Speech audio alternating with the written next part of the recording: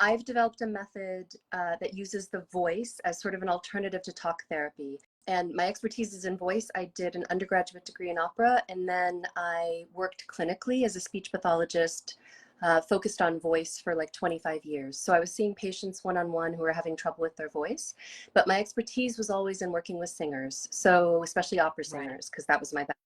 And so as I was working, especially with opera singers, I kept finding that opera singers had sort of this dream to do their thing. They wanted to do their art. They wanted to get on stage. They wanted to be able to perform. And they were miserable. So every session I had with them, I was a consultant to San Francisco Opera, and I would go in and they'd be crying.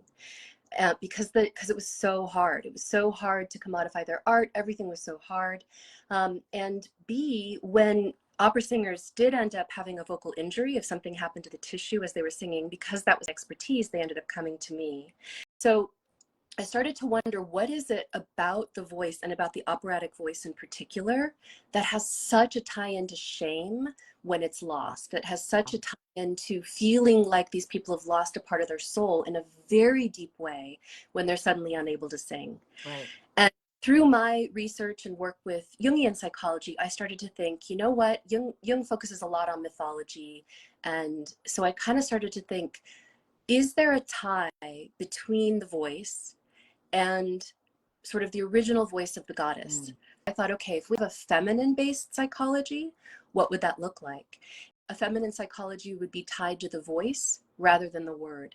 Because if you look at the very origins, children don't come out talking, babies don't come out talking, they come out vocalizing. Right. They come out making sound first, and then that gets shaped into what civilization has decided has become language. But at the core, at the root, is the voice. And so if at the core and the root of our expression into the world is the voice, then my feeling is, if we're going to track the psyche back to the original unconscious, we have to track the voice, not our words. Right.